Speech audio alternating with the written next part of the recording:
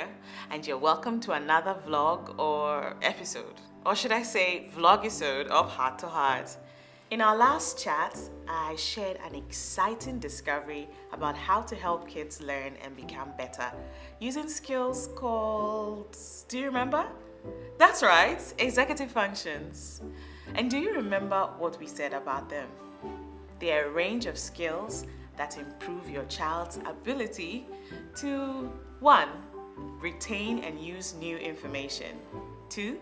Focus attention and control impulses, and 3. Improvise, solve problems, analyze, and make plans. Check it out if you missed it, okay? Now today, let's talk some more about working memory. So pick your favorite chair and make like you're about to watch your favorite telenovela. Today, Alejandro and Maria are going to discover something new. Working memory is a mental skill that your child needs to learn and do everyday tasks. Think of it like a temporary sticky note in our brain. It holds new information in place so the brain can work with it and perhaps connect it with other information in the short term. Kids need this ability to do well in school. Most kids with learning and thinking difficulties have trouble with working memory. Let's say the math teacher asks your child to add 21 and 13 in their head and then subtract 6 from the sum. Working memory helps your child visualize numbers and also allows her to remember what the sum of 21 and 13 is, so she can then take away 6. Then that becomes 28. Yeah, 28. Now your child may not remember any of these numbers by the next class or even in 10 minutes, and that's okay. Within the short term, working memory has done its job and allowed her to tackle the task at hand. So why does working memory matter? Well, for us moms, it helps us remember a phone number long enough to dial it or return to our place in a magazine article before a friend interrupted us, and to recall whether we added the salt to what we were cooking before we had to help our child find a missing shoe. Did I or did I not? Poor working memory makes it hard for kids to use the information they get in school. In math class, your child might remember the numbers 21 and 13, but she might not recall what she's supposed to do with them, or she might not hold on to that sum of 34 so she can subtract 6 from it. Following simple practical instructions may also be difficult. You may ask your child to go to the bookshelf, put away storybooks, bring back math books, and open to page 30. Your child may only do one task or forget which one she's supposed to do first. Your child may also find that the information she has remembered doesn't make much sense. Because of her working memory problems, her brain didn't package it properly in the first place. If kids learn information in a disjointed way, they have trouble using it later. What you need to understand is that a good working memory helps children with planning, social interaction, acting out in a play, and easily picking up from where they left off in a game if they stepped off to get a drink of water.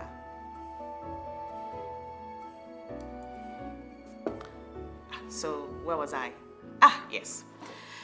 So working memory isn't just for short-term use. It also helps the brain organize new information for long-term storage. The great news is there are a number of things you can do to improve your kids' working memory. Encourage them to create a picture in their mind of what they've just read or heard, or you could ask them to set a table for 5 people and imagine who sits where and how it would look like.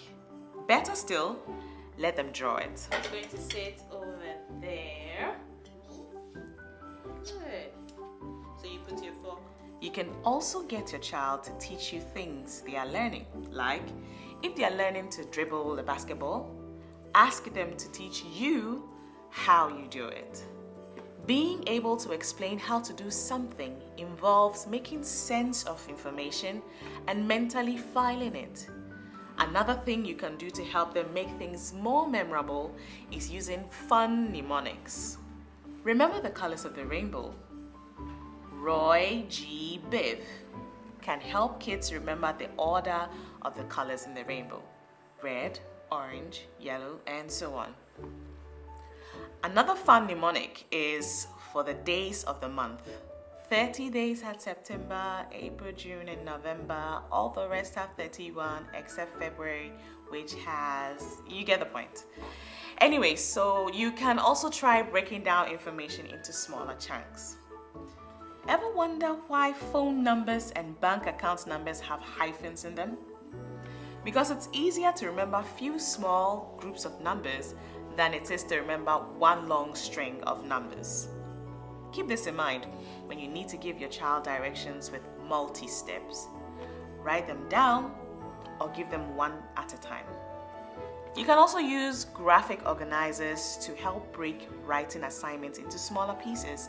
These are simple visuals to help your child remember what needs to be done.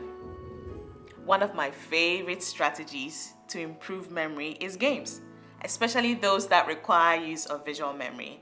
And there's a lot you can choose from, including concentration, parcheesi, mancala, checkers, checkers, crazy eights, go fish, as well as war.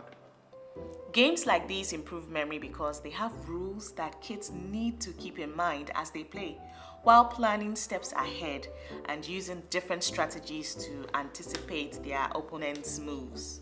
Yay! You can also ask your kid to circle certain words in a newspaper or magazine page. For example, the or the letter E. You know what else is fun? License plates.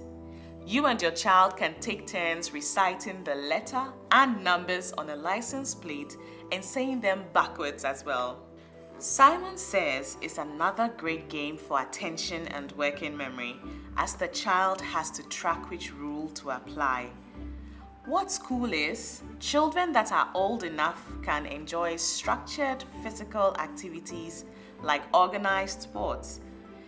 Games like aerobic exercise or soccer have rules and require coordination, which all builds a child's working memory. You can also try songs that repeat and add on to earlier sections, either through words or motions. These also challenge working memory, like the motions to "she'll be coming round the mountain" or the words to "bought me a cat." The classic memory games of packing for a picnic or packing a suitcase for grandma's fall in this category too. For older kids, the challenge of alphabetizing a list and singing in rounds is a challenge that requires use of working memory and inhibition. Songs like "Row, row, row your boat" is simple to start with, but there are many other songs with greater complexity. Whew, that was a lot to get through, but I'm sure you learned a lot. In my next video, we'll chat about another executive function and how you can also nurture that in your kids. Any questions, ideas? Let me know what you think in the comments below. What are your tips for improving your child's working memory? Let's know. Remember, sharing is caring. So expect me soon. I can't wait. Bye! From Nestlé.